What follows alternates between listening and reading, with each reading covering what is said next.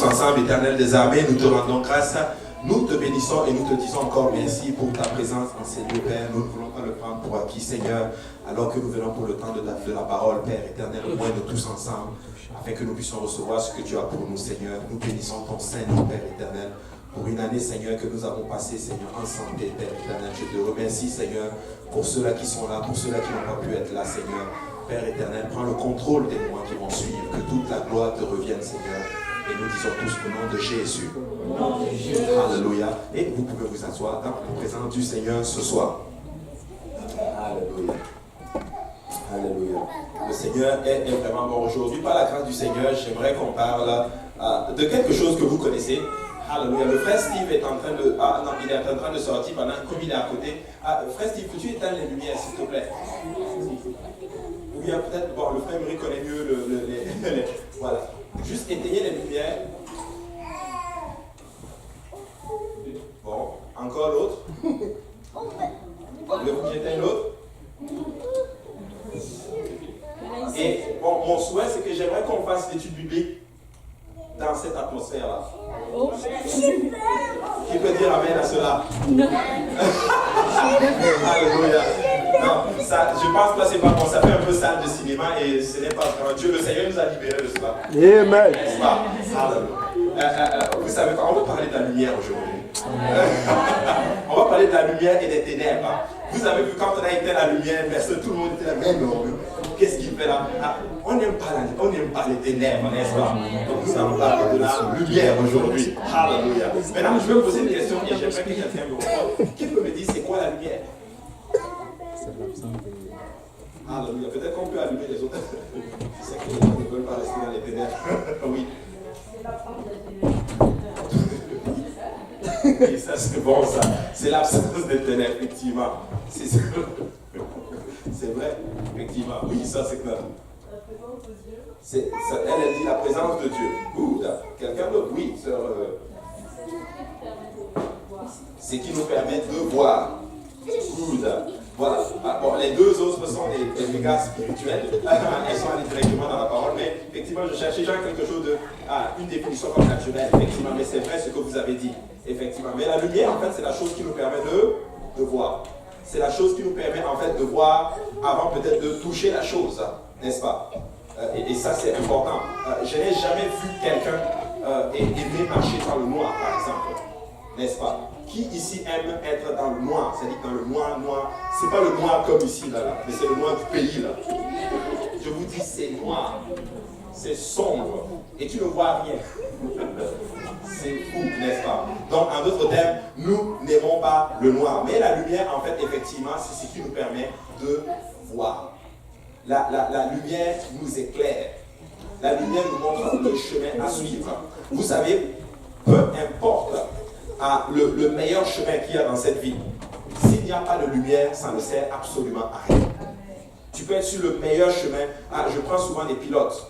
Les pilotes qui voyagent la nuit, et je me suis toujours posé la question, comment ils font? Ils ont des phares, mais au-delà de cela, ils ont d'autres sources de lumière qu'on appelle, c'est ceux qui sont dans les tours, littéralement, qui les donnent littéralement les coordonnées dans quelle direction ils doivent aller. En fait, ils ont une lumière, en d'autres termes, un chemin un chemin qu'ils doivent prendre et qu'ils doivent poursuivre, n'est-ce pas? Alléluia. Mais avant cela, nous allons lire un passage. Amen. Et on va aller dans l'enseignement aujourd'hui. Et vous allez voir dans quel esprit je vais aller aujourd'hui en ce 24 décembre. Amen. Donc on va lire Genèse chapitre 1, du verset 1 à 5. Alléluia. Ça va être comme une sorte d'étude biblique aujourd'hui. Et j'aimerais quelqu'un qui va m'aider à lire. Oui. Voilà. Ok. Elle a levé la main. Genèse 1, du verset 1 à 5. Peut-être qu'on pourra se lever tous ensemble. Mais après, c'est promis, vous allez vous assurer. Au commencement, Dieu créa les cieux et la terre. Or, la terre était en forme et vide, et les ténèbres étaient à la surface de la terre. Et l'Esprit de Dieu se mouvait sur les eaux. Et Dieu dit que la lumière soit, et la lumière fut. Et Dieu vit que la lumière était bonne, et Dieu sépara la lumière d'avec les ténèbres. Et Dieu nomma la lumière jour, et il nomma les ténèbres nuit. Il y eut un soir, et il y eut un matin. Ce fut le premier jour. Amen. et vous pouvez vous asseoir dans la présence du Seigneur. Et c'est un passage très connu. Beaucoup d'entre vous, vous avez fait études bibliques explorant la parole du Seigneur. Et nous avons brossé justement cela lors des premières leçons. Mais comme on en parlait tantôt, en d'autres termes, la lumière, c'est ce qui vraiment nous permet de voir. Et la lumière, en d'autres termes, fait partie de notre vie sociale. Nous ne pouvons pas fonctionner littéralement sans lumière. Je ne sais pas, pour vous, la plupart des générations que je vois ici, vous avez grandi dans un contexte où il y avait la lumière à la maison. Il y avait le courant, comme on dit, à la maison, n'est-ce pas? Mais moi, j'ai connu des moments quand j'étais tout petit. Mes parents venaient de construire une nouvelle maison et on avait déménagé dans cette maison et on n'avait pas le courant. Ils n'avaient pas encore installé le courant. Et je vous assure, j'ai vécu à cette période où la nuit c'était sombre et on avait des lampes avec le pétrole. Vous connaissez cela, on allait, ma mère nous donnait peut-être 50 francs, on allait pas acheter le pétrole pour ça. Donc on l'achetait et j'ai connu ces moments-là.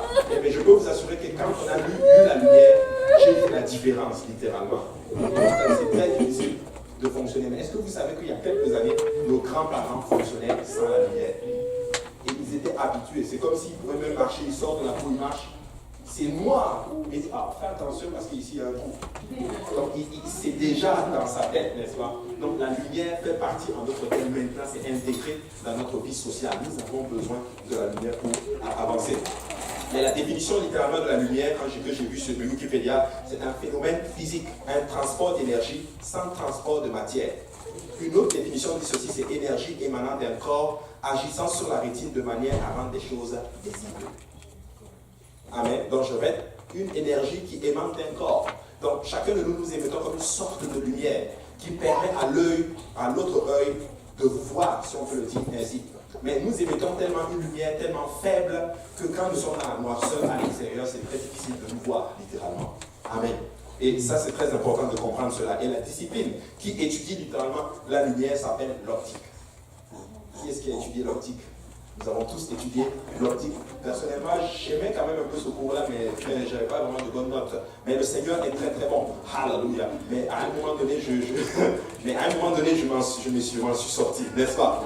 Avec l'aide du Seigneur. Alléluia. Maintenant, pourquoi nous avons besoin de la lumière?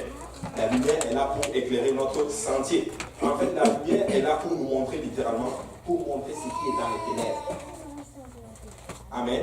Donc, à travers la lumière, nous savons, par exemple, que telle chose est dans les ténèbres. En fait, la lumière, c'est l'ennemi des ténèbres. Lorsque la lumière se présente, les ténèbres se dissipent littéralement. Lorsque la lumière arrive dans un endroit où il y a du noir, alors le noir se dissipe. Personnellement, j'ai voulu vous amener un peu une boîte de ténèbres, juste pour vous montrer à quoi ça ressemble. Mais je venais juste de réaliser que depuis que le Seigneur m'a touché, je suis la lumière du monde. Donc dès que je me suis approché des ténèbres, ça a dissipé. Donc je ne pouvais pas la transporter. Donc vous savez, c'est quelque chose d'abstrait. Vous ne pouvez pas avoir une boîte de ténèbres, comme on dit, n'est-ce pas? En fait, les ténèbres justement disparaissent lorsque la lumière arrive. Mais dans la parole du Seigneur, nous voyons que dès les premières mentions des versets dans la Bible, le Seigneur nous parle de la lumière. La Bible dit dans Genèse chapitre 1, verset 1, qu'au commencement, Dieu créa les cieux et la terre était informe, et la terre était informe et vide. Et il y avait des ténèbres à la surface de l'abîme. Et l'Esprit du Seigneur, l'Esprit de Dieu se mouvait au-dessus des eaux. Il y avait des ténèbres lorsque le Seigneur a tout créé.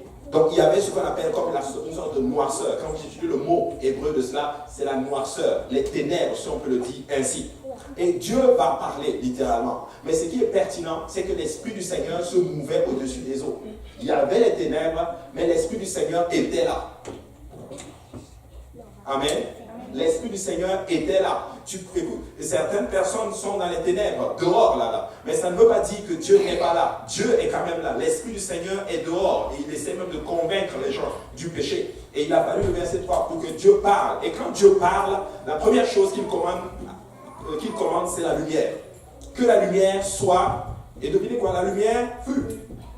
Dieu vit que la lumière était bonne et Dieu sépara la lumière d'avec les ténèbres. Dieu appelait la lumière jour et il appela les ténèbres nuit. Ainsi il y eut un soir, il y eut un matin et ce fut le premier jour. La première chose qu'il faut remarquer ceci, c'est que quand Dieu a commandé, la nature a obéi.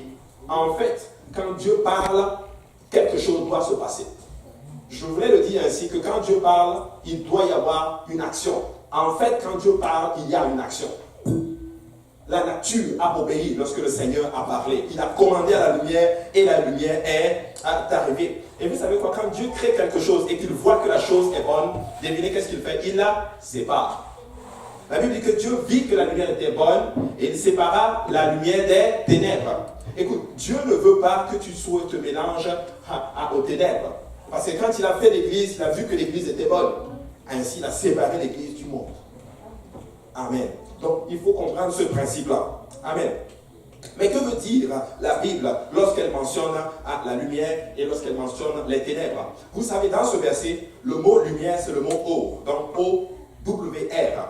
La lumière, ça veut dire lumière du jour, lumière des luminaires célestes, crépuscule, lumière du jour, d'une lampe de la vie, lumière de la prospérité, de l'instruction du visage d'Éternel, comme lumière d'Israël, littéralement.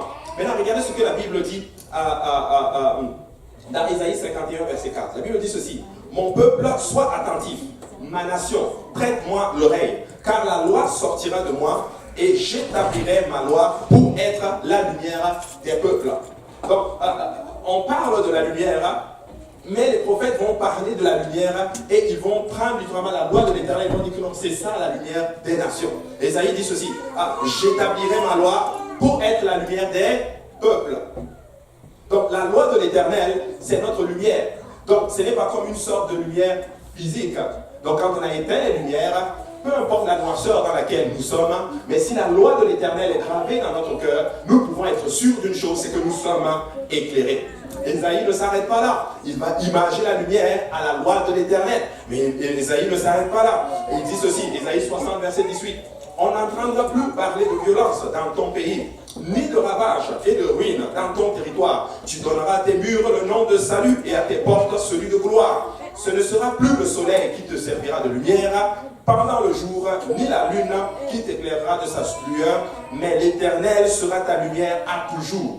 Ton Dieu sera ta gloire. Wow! Ésaïe est en train maintenant de donner un peu plus de détails. Un peu plus tôt, il disait littéralement que c'était la loi de l'Éternel qui était la lumière. Mais dans Ésaïe chapitre 60, c'est un peu comme s'il y a un peu plus de révélation sur qu'est-ce qu'est la lumière. Il dit littéralement que ce n'est pas la lune, ni le soleil, du moins une lumière physique qui va t'éclairer, mais c'est une lumière spirituelle qui est l'Éternel lui-même. Ce ne sera pas le soleil ni la lune qui vont t'éclairer, mais le Seigneur lui-même sera ta lumière. Dis à ton voisin, il va quelque part.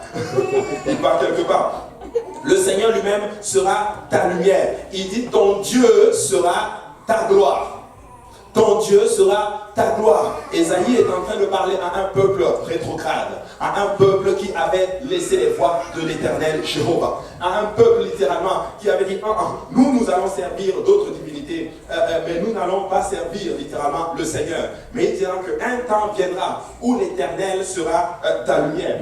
Je ne sais pas pour vous, mais moi je crois littéralement que Ésaïe était en train de prophétiser. Je crois que cette parole est une prophétie qui ne s'est pas accomplie du temps de Ésaïe chapitre 60, mais qui va s'accomplir un peu plus tard. Regardez ceci. Ton soleil ne se couchera plus, et ta lune ne s'obscurcira plus. Car l'Éternel sera ta lumière à toujours, et les jours de ton deuil seront passés. Écoutez, Ésaïe conjugue sa prophétie au futur. Il n'est pas dans le présent, il dit que l'Éternel sera ta lumière. Quand est-ce qu'il sera ta lumière? Nous ne savons pas. Mais nous savons une chose, que l'Éternel dit des choses et tout à coup, bam, il l'applique. Tout à coup, bam, il l'exécute.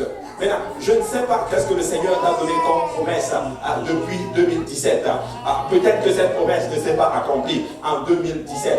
Mais une chose est sûre, alléluia. S'il t'a fait une promesse, tu peux être sûr que peut-être brusquement, le Seigneur peut accomplir toutes les promesses qu'il t'a fait. Écoute, s'il a dit qu'il va se le faire en 2017, 2017 n'est pas encore terminé. Alléluia. Il y a encore quelques jours à 2017. Le Seigneur peut être encore ta gloire. Il peut être encore ta lumière. Amen. Vous savez, même s'il reste une seconde à l'Éternel, en 2017, il va accomplir tout ce qu'il s'est résolu de faire en 2017. Amen. Amen. Extraordinaire. Vous savez, le mot lumière dans ce verset correspond au même mot qui est utilisé dans Genèse chapitre 1, Genèse 1, verset 3, O-W-R.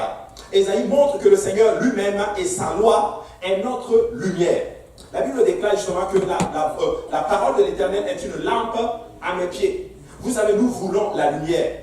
Partout où nous allons, quand nous allons dans quelque part où c'est sombre, nous avons besoin d'avoir une torche, une lampe avec nous pour pouvoir éclairer littéralement notre sentier.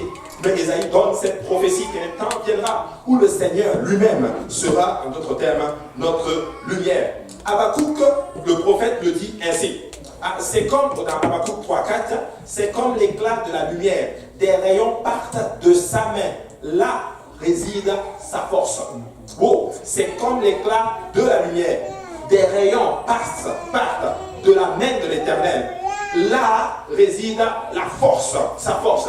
Tu sais, la Bible déclare ceci, que la force de l'Éternel réside dans sa lumière, en d'autres termes.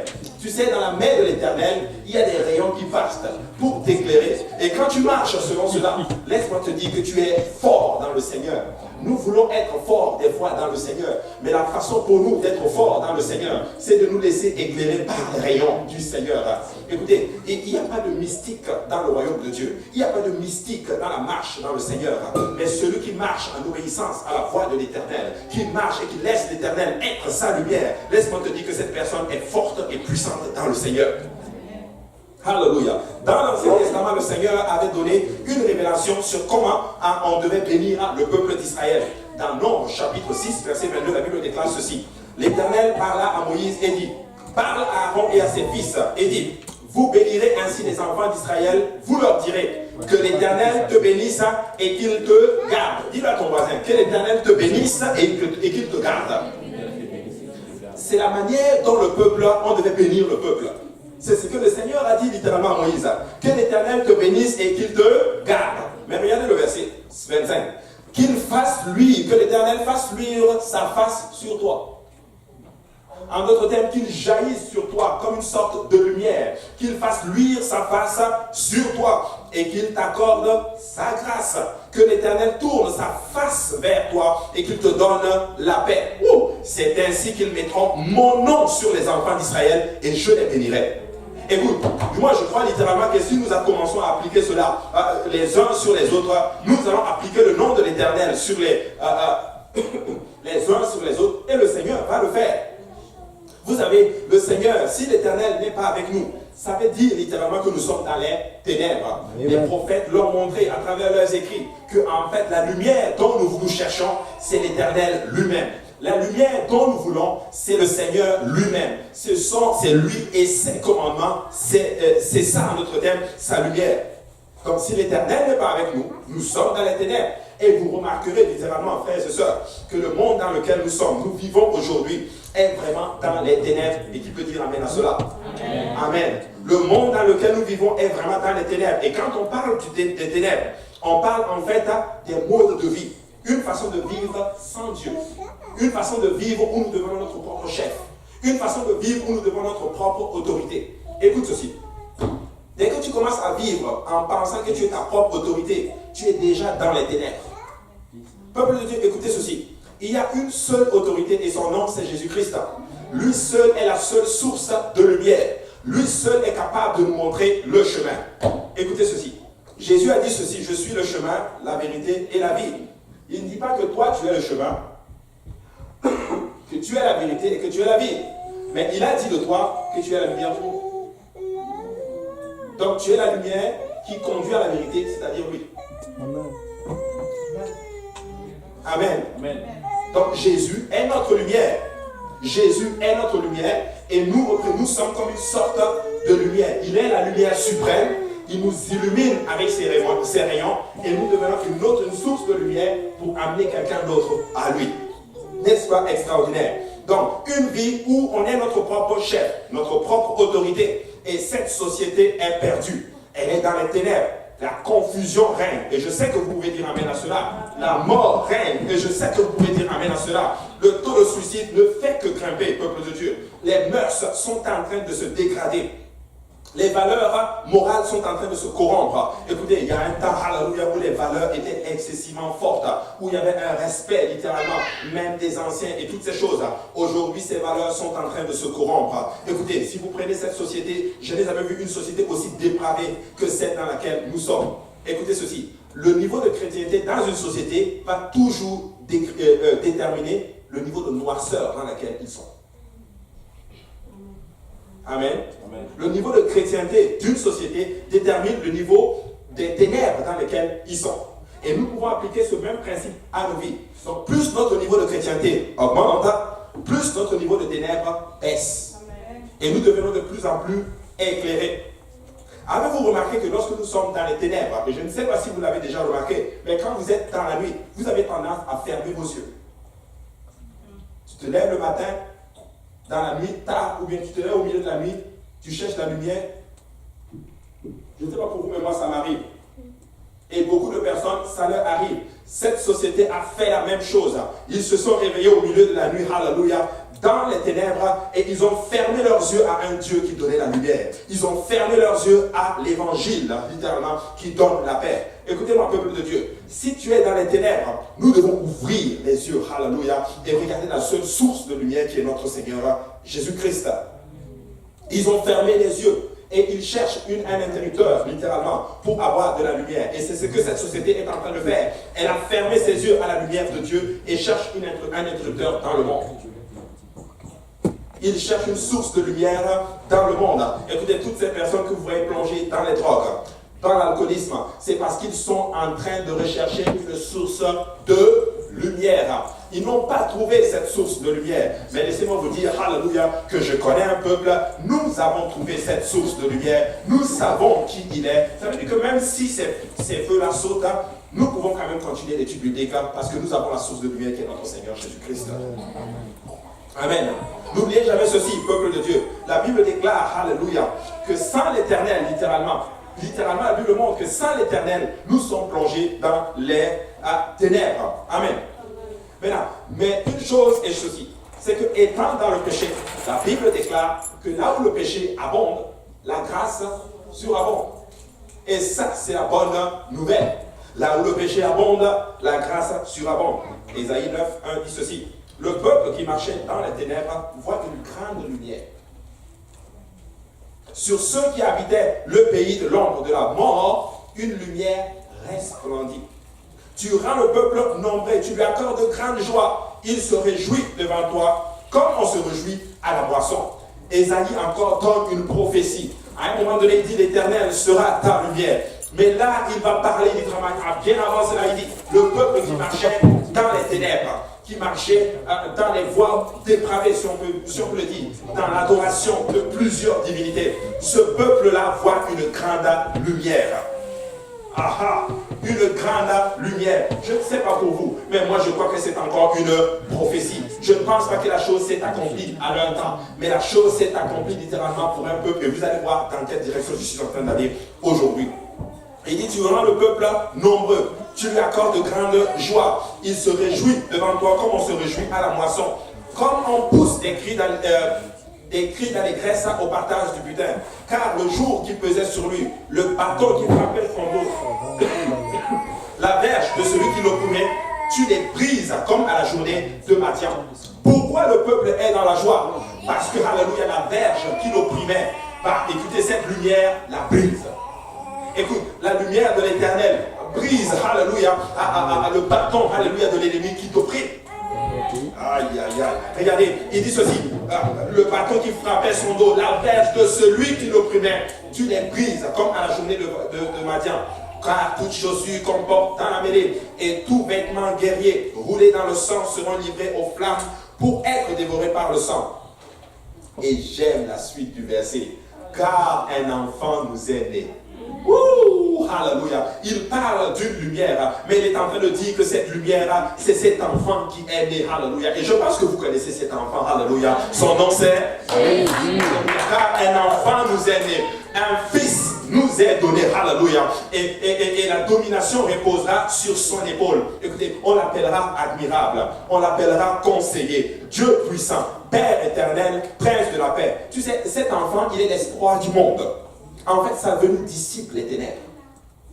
Et cela parce que toute la domination repose sur son épaule. Tu sais, quand on dit toute la domination, ça veut dire que toute autorité vient de lui. En fait, il est toute autorité. Il n'y a aucune autre autorité à part notre Seigneur Jésus-Christ. Écoute ceci, même ton boss au travail, c'est Jésus qui l'a mis là. Écoute, Justin Trudeau, c'est Jésus qui l'a mis là. Donald Trump, c'est Jésus qui l'a mis là. Il est la source de toute autorité. Écoute, une lumière jaillit parce que toute autorité repose littéralement sur son épaule. Il est le maître des temps et des circonstances. C'est lui qui décide de toutes choses. C'est lui qui débloque ta situation. Écoute, peu importe dans quelle situation tu es aujourd'hui, une seule parole de l'Éternel suffit littéralement à décréter et à résoudre ta situation. Je ne sais pas pour vous, moi je veux juste que Dieu parle dans ma situation. Il faut juste qu'il dise un mot dans ma situation. Parce qu'il y a un principe dans l'autorité. Celui qui a l'autorité, lorsqu'il donne une parole, sa parole doit être exécutée. Amen. Et il y a un centenier dans la Bible qui a compris le principe. Il a dit, dis juste un mot. Et mon serviteur sera guéri. Jésus dit, tu sais quoi, je n'ai pas vu une foi aussi grande en Israël. Parce qu'il a compris le principe. Écoutez, notre Seigneur a toute autorité. Est-ce que tu peux juste amener Dieu à parler en ta faveur? Et ça, c'est la difficulté de beaucoup d'enfants de Dieu. Dieu veut parler en ta faveur, mais des fois, notre attitude fait que Dieu dit, ok, c'est bon, je me tais. Mais écoutez, peuple de Dieu, si nous arrivons en 2017, en train de finir 2017, arrivant en 2018, nous voulons que Jésus parle en notre faveur. Je veux que Jésus parle en faveur de l'Église. Je veux que Jésus parle en faveur de mon frère, de ma soeur. Je veux que Jésus parle littéralement. Parce que lorsqu'il parle, il y a un principe spirituel d'autorité qui dit que celui qui a l'autorité, lorsqu'il parle, sa parole doit être exécutée. La domination est sur son épaule. Tu sais, la domination est sur son épaule, ça veut dire ceci. Peu importe ce qu'on va te faire, si celui qui a l'autorité ne donne pas son accord, ça ne peut pas t'arriver. Ça veut dire que peu importe ce qu'on va te faire du pays, si le Seigneur ne dit pas, c'est correct, laisse-moi te dire qu'on ne peut absolument rien te faire. Écoute, même si on te persécute, laisse-moi te dire que cet enfant-là, l'autorité repose sur son autel, sur son épaule, et quand il n'a pas ouvert sa bouche et donné son accord, laisse-moi te dire que rien ne va t'arriver. Voici le revers de la médaille. Mais s'il a dit, alléluia, que tu vas prospérer, s'il a dit que tes enfants seront bénis, s'il a dit que toi-même tu vas prospérer, s'il a dit que tu vas avoir la santé dans ton corps, laisse-moi te dire que peu importe littéralement ce que l'ennemi peut faire justement sur toi, parce qu'il a toute autorité. L'autorité repose sur son épaule. Écoute, Ésaïe sait très bien ce qu'il est en train de dire. Alléluia. Quand vous rentrez dans les Écritures, il y a un nom qu'on utilisait pour décrire littéralement l'Éternel. C'est El Gibor, le Dieu fort et puissant. Dans ce verset, on l'appellera aussi Dieu puissant. El Gibor, Dieu puissant. Écoute, la seule façon pour que cet enfant puisse être El Gibor, ça veut dire qu'il est Jéhovah l'Éternel lui-même. Écoute, c'est le Père éternel lui-même qui a revêtu de la chair, qui est venu sur la terre pour nous sauver littéralement de nos péchés. Peuple de Dieu, vous pouvez être sûr d'une chose.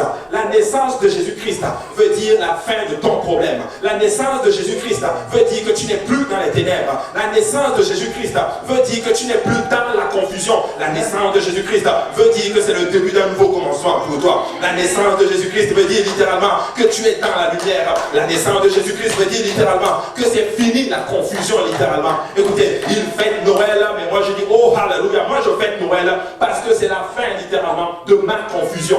Vous savez, Jésus n'est pas né le 25, mais moi je sais quand est-ce qu'il est né. Il est né le jour où j'ai donné ma vie au Seigneur. Il est né en moi. Écoute, le jour où tu as donné ta vie à Jésus-Christ, c'est le jour où il a pris naissance en toi, littéralement. Parce que la Bible déclare littéralement que c'est une nouvelle naissance. La domination reposera sur son épaule. On l'appellera admirable. Ouh! Vous savez ce que veut dire admirable? Admirable veut dire que quand tu le regardes, en fait, tu peux juste dire waouh. Écoutez, la Bible déclare qu'il n'avait ni beauté, ni éclat pour attirer le regard. Mais laisse-moi te dire que quand tu le regardes, il est juste admirable. Écoutez, peut-être que de l'extérieur, il n'avait rien pour attirer le regard, mais en lui habitait toute la plénitude de la divinité. Écoute, je vais le dire ainsi. En lui habitait des trésors que même le temple de Salomon, dans toute sa plénitude, ne pouvait contenir. Il était le Seigneur des seigneurs, le roi des rois, le maître des temps et des circonstances. Écoute, il était le Saint d'Israël. Écoutez, peut-être que nous, ça ne nous enchante pas. Moi, ça me lève. Mais je vais vous dire une chose. Quand Jésus arrive, alléluia, sur les plages de Gadarène, quand les démons le voient, vous savez comment on l'appelle? Tu es le Saint. Vous savez quel mot ils savent? El Kadosh. C'est le seul nom qu'ils connaissent. Les anges. Saint, Saint, Saint, l'Éternel des armées, Kadosh, Kadosh, Kadosh. Mais lorsque, alléluia, le Kadosh arrive dans la chair, dès qu'ils ont vu le Kadosh est là, le Saint d'Israël. Écoutez, même les démons savent qui est Jésus-Christ, un peuple de Dieu, alléluia. Nous, nous savons peut-être pas qui il est, mais même les démons savent qui il est, alléluia. Laisse-moi te dire que quand Jésus arrive, même les démons eux-mêmes, ils plient les genoux, ils le reconnaissent, peuple de Dieu. Écoutez, cet enfant qui est né n'est pas un simple enfant. Cet enfant qui est né était un enfant normal, en même temps un enfant anormal. Écoute, il était divin en même temps humain. Il était mortel en même temps immortel. Il était faible en même temps fort. Alléluia. En fait, il était le lion dans l'agneau. Je ne sais pas pour vous, il est né pour mourir. Et il est mort pour ressusciter. Ça, c'est Jésus-Christ. Il est né pour mourir, mais il est mort. Ressuscité d'entre les morts. Alléluia. Et laisse-moi te dire que peut-être que tu es mort à un moment, tu es mort dans ta... C'est ça, non? Tu es mort ou mort à toi-même, mais tu as ressuscité dans le Christ. Alléluia. Et il est admirable, conseiller, alléluia. Tu sais pourquoi cette lumière nous donne la paix, alléluia? Parce qu'il est juste conseiller. Tu sais, dans ce verset, le mot conseiller, ça veut dire consolateur. Ça veut dire qu'il te console dans les moments de trouble. Écoutez, ça ne veut pas dire qu'à un moment donné, nous n'allons pas avoir de l'angoisse, mais par la puissance du Saint-Esprit, Jésus-Christ est notre consolateur. Il apporte, alléluia, consolation, alléluia. Là où il y a justement ce qu'on appelle les ténèbres, si on peut le dire. Vous savez, les ténèbres se caractérisent par ce qu'on appelle la mort, le trouble, la tristesse, littéralement, l'angoisse. Mais la Bible déclare que cet enfant serait appelé conseiller. Le mot qu'on utilise ici, c'est le mot consolateur.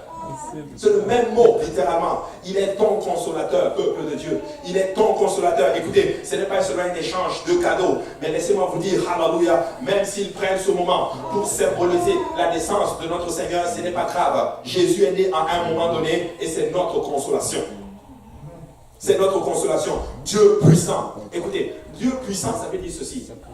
Il est capable de tout faire. C'est ça la puissance. La puissance se définit ceci. C'est la capacité de produire un effet. Voilà pourquoi on appelle certaines nations des puissances mondiales. G5, G3, G8, j'en passe. Jésus n'est pas G5, G8. Jésus est juste tout puissant. Il n'est pas une super puissance, il est juste tout puissant. Il n'est pas une méga puissance, il est tout puissant. Il peut tout faire. Il n'y a rien qui se passe ton Seigneur. Il n'y a pas une situation qu'il ne peut pas résoudre. Alléluia. Il n'y a pas une situation que j'ai... En fait, quelqu'un avait dit ceci. Nous, on n'est pas le premier cas de Jésus. Amen. Il peut tout faire. Dis à ton voisin, ton Dieu peut tout faire. Il est le Père éternel. Alléluia, j'aime ce verset. Il est le Père éternel. Pourquoi il parle de Père éternel? Tu sais, quand on parle de Père, on a souvent ce qu'on appelle la protection, la provision. Alléluia. Le Père pourvoit, il protège, il donne toutes ces choses. Il est notre Père éternel. Écoute, il est ton papa. Écoutez, je ne veux pas que vous sortez d'ici avec la conception dans votre tête que c'est un Dieu, un Père fouettard, que dès que tu commets un péché, il te tape. Non, Dieu n'est pas comme cela. Dieu est un Père qui console ses enfants. Je ne suis pas en train d'encourager le lazy, je ne suis pas en train d'encourager le péché, mais je suis en train de dire que le Dieu que tu sers est un Dieu qui t'aime tellement qu'il veut juste être ton Père. Amen. C'est ton Père. Dis à ton voisin, c'est ton papa. Alléluia. Le prince de la paix. Écoutez, vous savez, beaucoup de personnes dans ce monde souffrent parce qu'ils n'ont pas eu ce qu'on appelle la couverture d'un père dans leur vie. Mais oui, ils n'ont pas eu cette couverture. Mais je suis là pour dire à quelqu'un aujourd'hui que cet enfant-là qui est né veut prendre ce rôle de père dans ta vie. Il est le Père éternel. Et il donne quelque chose que le monde recherche. C'est la paix. Il est même le prince de la paix. Waouh, le prince de la paix. Tu sais, les gens cherchent tellement la paix qu'ils ont même mis une organisation en place pour promulguer la paix. Ça s'appelle l'ONU. Mais bizarre, depuis que l'ONU est en place, le monde est en trouble. Tu sais, moi j'ai une solution au monde. Jésus-Christ. Il est le prince de la paix. Écoutez, qui aime la paix, qui veut la paix, doit embrasser Jésus-Christ.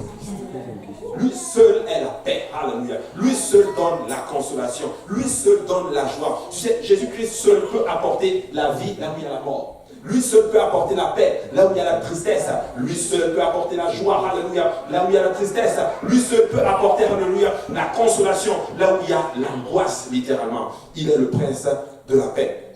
C'est l'espoir du monde. Il est né dans une étable.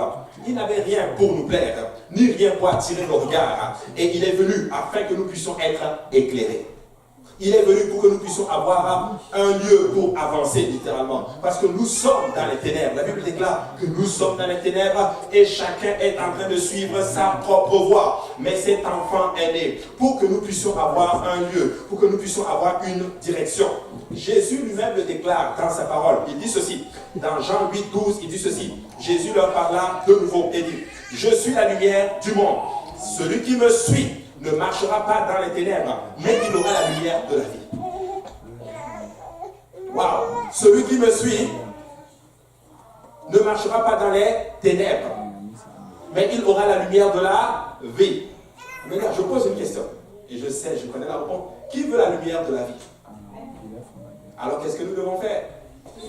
Nous devons suivre Jésus. Nous devons suivre cet enfant qui est né. Alléluia. Ils appellent cela Noël. Mais oui, Noël, alléluia, l'origine n'est pas bonne. L'origine, c'était un peuple qui veut adorer le Dieu lunaire. Alléluia. Mais laissez-moi vous dire, alléluia, s'il nous donne du temps pour célébrer notre Seigneur, nous allons prendre ce temps-là et nous allons célébrer le seul et unique vrai Dieu. Jésus est né à un moment donné, oui, c'est vrai. Écoutez, il est tellement né roi dans une étable que les mages ont dû quitter leur royaume pour venir l'adorer. Waouh! Vous vous rendez compte? Tu es né dans une étable, même pas dans un palais, même pas dans le plus grand des hôtels. Mais il a fallu que des mages qui quittent littéralement, alléluia, leur palais, sous la direction d'une étoile sous la direction de la lumière. Il était il était le bébé, il était en même temps cette lumière qui était en train de guider, alléluia, à des mages pour venir le voir. Écoutez, n'est-ce pas extraordinaire, le Seigneur Jésus-Christ? Sa naissance a coupé le temps de avant Jésus et après Jésus. N'est-ce pas qu'il est fort, notre Seigneur? Écoutez, il est puissant, notre Seigneur. Écoute, la Bible déclare que sa naissance a troublé Hérode. Un simple enfant qui naît, on va le lire dans Luc, plutôt dans Matthieu chapitre 2, et on va aller, et j'aimerais que quelqu'un me le lise, que Sœur Manila, tu vas me le lire, s'il vous plaît.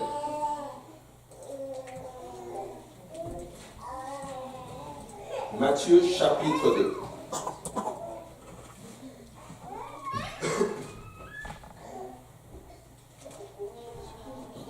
À partir du verset 1.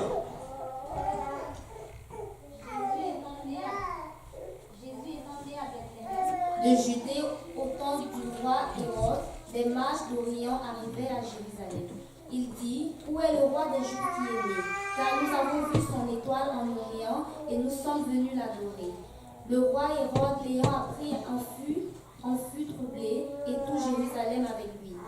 Et ayant assemblé tous les principaux sacrificateurs et les scribes du peuple, il s'informa d'eux où le Christ devait naître. Et il lui dit, c'est à Bethléem de Judée, car il a été écrit ainsi par le prophète.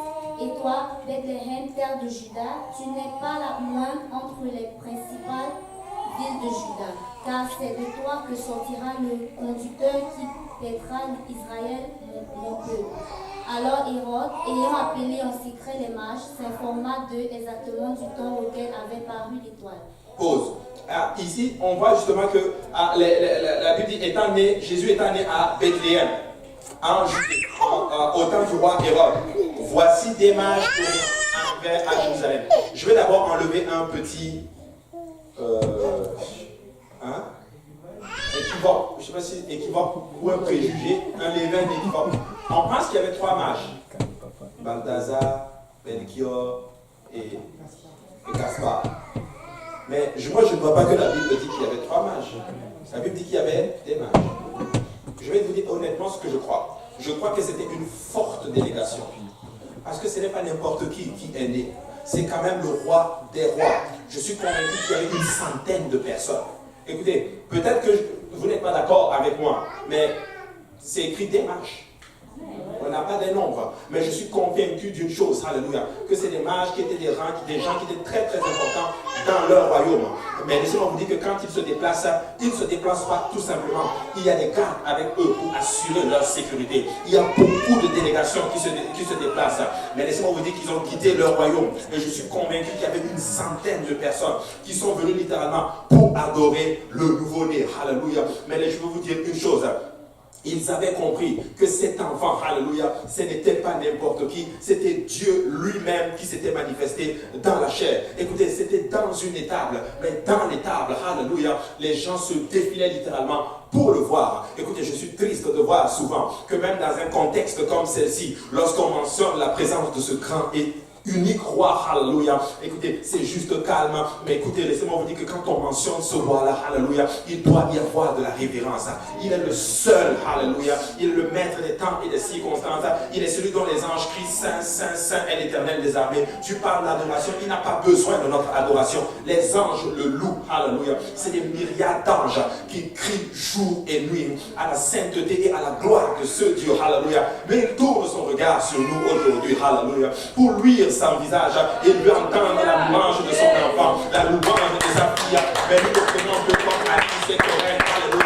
Mais laissez-moi vous dire, alléluia, je vais louer cet enfant qui est né. Écoutez, ce n'est pas une question de Noël, de partage de cadeaux. Mais écoute, tu sais quoi, c'est à lui que je devrais donner un cadeau, alléluia. Écoute, nous n'avons rien pour l'offrir, mais tu peux l'offrir ton cœur. Tu peux l'offrir toi-même, alléluia. C'est le meilleur cadeau que tu peux lui donner, alléluia. Ce n'est même pas tes dîmes et tes offrandes. Mais laisse-moi te dire que la meilleure chose dont tu désires, c'est toi-même. Amen. Oh, alléluia. Si quelqu'un peut juste donner un cadeau à Dieu aujourd'hui,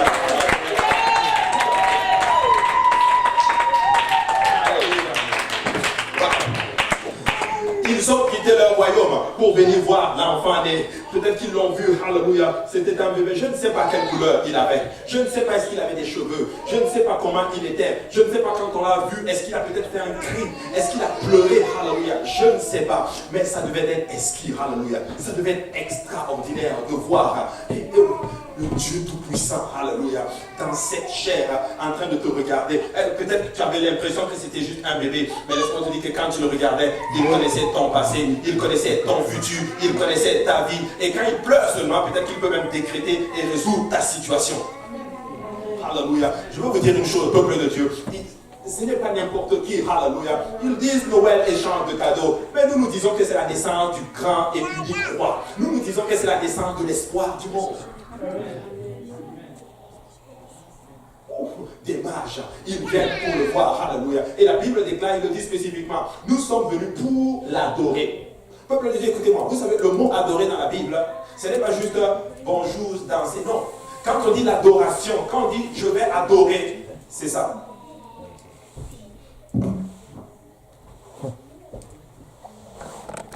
Je suis convaincu qu'ils sont venus et ils se sont couchés littéralement devant cet enfant pour dire que nous sommes venus pour te donner toute la révérence. Nous sommes venus pour te dire que nous reconnaissons que tu es parmi nous. Nous reconnaissons ta présence. Alléluia. Écoutez, faire un aussi grand voyage, alléluia, prendre le risque de courir contre les bandits parce qu'ils sont passés par le désert. Écoutez, quand les gens voyageaient dans le désert, il y avait ce qu'on appelle, ils se faisaient des fois attaquer par des voleurs. Nous allons courir ce risque, mais nous voulons voir l'enfant né. On veut voir le roi des rois. Ils arrivèrent de l'Orient à Jérusalem. Où est le roi des Juifs qui vient de naître? Car nous avons vu son étoile en Orient et nous sommes venus pour l'adorer. Le roi Hérode, ayant appris cela, fut troublé et tout Jérusalem avec lui. Écoutez, l'enfant est né. La Bible dit que ça l'a troublé, ça l'a choqué. Écoute, quand Jésus naît dans ta vie, là, alléluia, quand tu donnes ta vie à Dieu, Hérode est troublé aussi dans ta vie. Le diable commence à s'agiter. Oh, mais qu'est-ce qui se passe? Ah, oui, Jésus est né en moi. Alléluia. C'est la fin de mes ténèbres, mais c'est le début littéralement de ma lumière. Oui, Hérode, tu peux être troublé. Parce que laisse-moi te dire que j'arrive. Le roi habite maintenant en nous. Il a été troublé. Et pas seulement Hérode, mais aussi tout Jérusalem avec lui. Écoutez-moi bien, peuple de Dieu. Quand tu donnes ta vie à Dieu, ne t'étonne pas qu'il y ait des moments difficiles qui arrivent. Ne t'étonne pas que les difficultés arrivent. Parce que Christ est né en toi, littéralement. Ou du moins, tu es né en Christ. Mais je peux le dire ainsi, Christ est né en toi, il a pris forme en toi, il commence à grandir en toi, les problèmes arrivent, mais laisse-moi te dire, accroche-toi à ton Seigneur, alléluia, parce que tu es toujours dans la victoire, tu ne luttes pas hors de la victoire, tu luttes dans la victoire, tu as déjà gagné.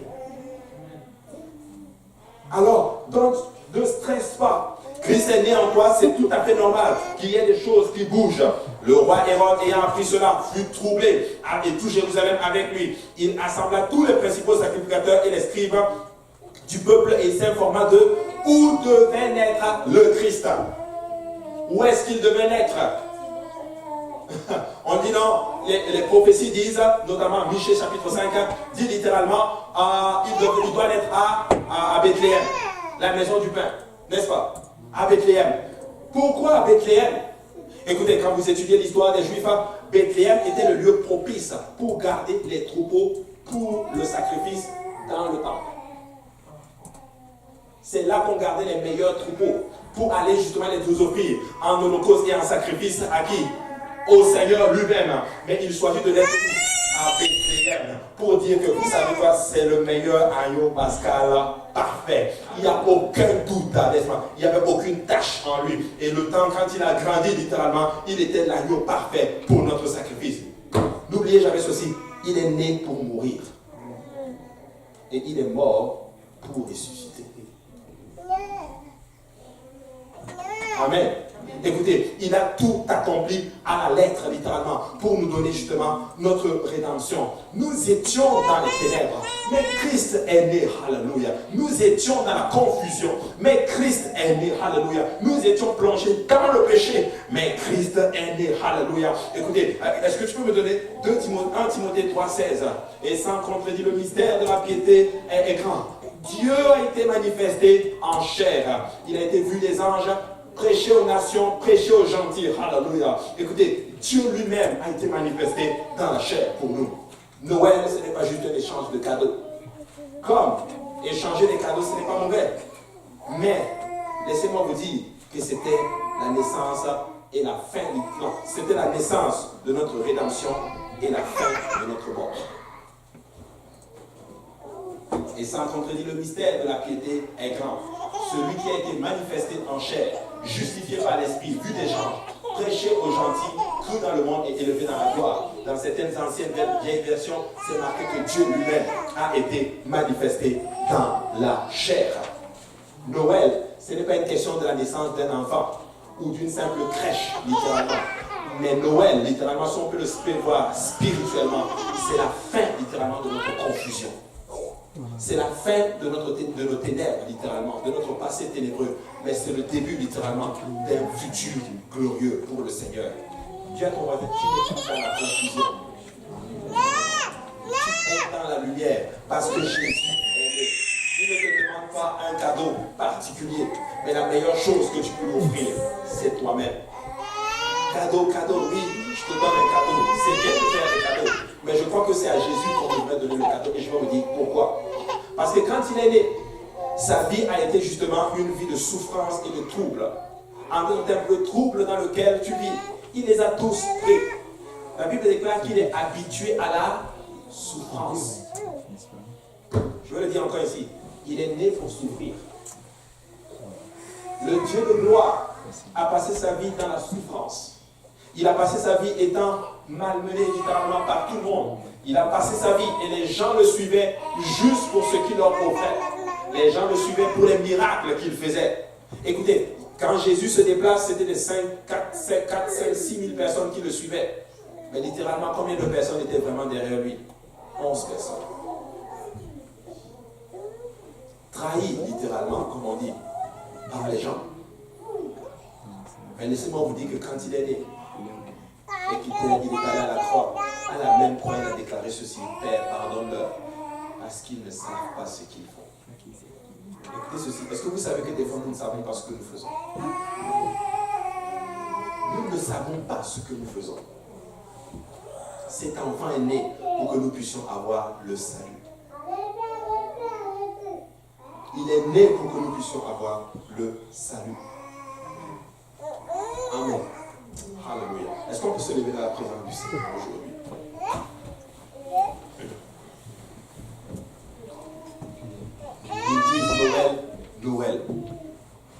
Échange de cadeaux, partage de cadeaux. C'est pas mauvais. Mais je pense que s'il y a un cadeau qu'on doit faire, c'est au Seigneur qu'on devrait le faire. Nous devons donner notre meilleur à Dieu. Et notre meilleur à Dieu, ce n'est même pas ton argent.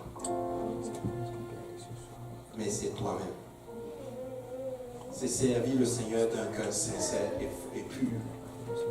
Si en 2017, tu n'as pas servi le Seigneur comme tu voulais le servir, je pense que c'est le meilleur. C'est le moment de lui dire, Seigneur, je vais t'offrir le plus beau des cadeaux, c'est-à-dire moi-même. Me voici et prends-moi tel que je suis. Change-moi et fais de moi ce que tu veux. Parce que tu as tout donné pour moi. Je veux tout donner pour toi. Voici mon cadeau. Nous achetons des choses pour nos enfants. Nous achetons des choses même pour des gens qui nous ont offensés. Mais nous ne faisons rien pour ce Dieu-là qui a tout donné pour nous. Je ne sais pas pour vous, mais moi je veux donner quelque chose à Dieu. Je ne sais pas qu'est-ce que je peux lui donner à part moi-même. Je ne peux pas lui donner de l'argent, il a tout l'argent. Je ne peux pas lui donner de l'or, il a tout l'or. Je ne peux même pas lui offrir du matériel. Toute cette terre et tout ce qu'elle a en fait est à lui. Mais Seigneur, me voici, prends-moi tel que je suis et fais de moi ce que tu veux. Je ne m'appartiens plus. Et tu ne t'appartiens plus, tu appartiens à Jésus-Christ. Please, laisse Jésus prendre le contrôle de ta vie. Laisse Jésus contrôler tout en toi. Ne résiste pas. Tu es juste en train de te faire du mal. Je vous assure, j'ai même les larmes aux yeux quand je dis ça. Je sens que je suis en train de parler à quelqu'un, je vous dis. Quelqu'un résiste beaucoup à Dieu. Et tu es juste en train de te faire du mal. Je vous dis, il a plein de promesses pour vous. Les promesses du Seigneur sont sujettes à l'obéissance. Si tu obéis à Dieu, il va te bénir. Si tu obéis à Dieu, il va te donner ce que tu n'espères même pas avoir. Je vous le dis. Mais tu dois juste lâcher. Ouais, il est question de lâcher. Il est question d'obéir au Seigneur. Il est question de faire ce que le Seigneur te demande de faire. Je ne sais pas pour vous. Il me reste quelques jours en 2017 et je vais tout abandonner à Dieu. Prends-moi, Seigneur. Prends-moi tel que je suis. Voici mon cadeau pour toi, Seigneur. S'il le faut, je vais même l'emballer. Mais c'est le meilleur des cadeaux que je vous donne. Alléluia. Je ne sais pas pour vous. Si vous voulez donner quelque chose à Jésus, l'autel est ouvert.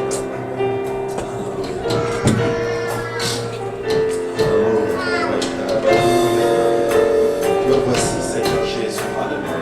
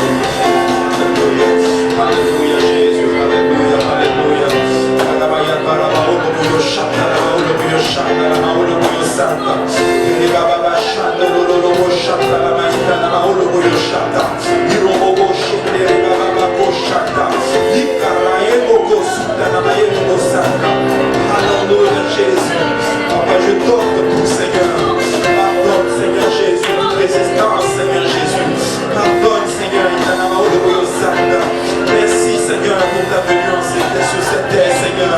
Merci parce que tu as donné ta vie, Seigneur, Papa, pour quelqu'un comme moi, Seigneur Jésus. Papa, merci, Seigneur, Père éternel, Papa, parce que tu ne tiens pas compte de mes offenses, Seigneur, alléluia. Merci, Seigneur, Papa, alléluia, parce que tu as tout donné, Seigneur Jésus, pour un homme pécheur comme moi, Seigneur Jésus, alléluia. Me voici, Seigneur Jésus, en reconnaissance, Seigneur, pour t'offrir ma vie, Seigneur Jésus-Christ, alléluia. Me voici, Seigneur, pour t'offrir, Seigneur, alléluia, tout ce qui est en moi, Seigneur, Papa, alléluia. Me voici comme un sacrifice vivant, Seigneur Jésus, alléluia. Prends-moi tel que je suis, éternel, alléluia, et soutiens ma foi, Seigneur Jésus. Alléluia, alléluia, alléluia, Jésus. Alléluia, Jésus.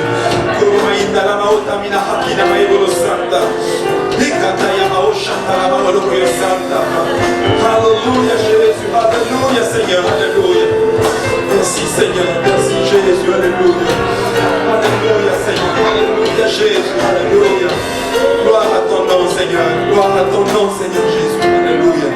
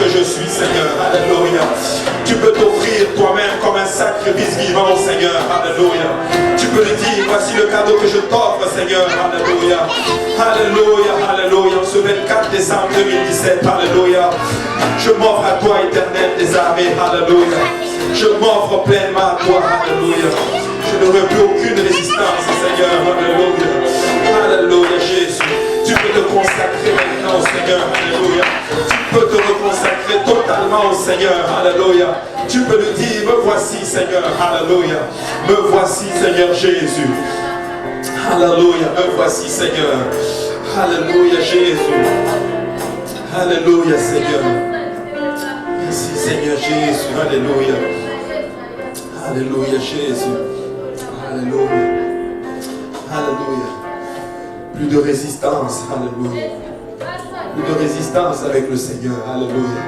Donne-toi pleinement à lui, alléluia. Donne-toi pleinement, donne-toi pleinement et à tout point de vue, alléluia, à tout point de vue, dans ta consécration, dans ta vie personnelle, dans tes finances, dans tout, alléluia. Donne-toi totalement au Seigneur et tu verras que le Seigneur étendra sa main sur toi et il te bénira, alléluia. Il te bénira au-delà même de tes pensées. Alléluia. Merci Seigneur. Si vous êtes là aujourd'hui, Alléluia, et que vous voulez vous donner au Seigneur, Alléluia, avec les premières étapes et que tu ne t'es jamais repenti, tu peux te repentir ce soir.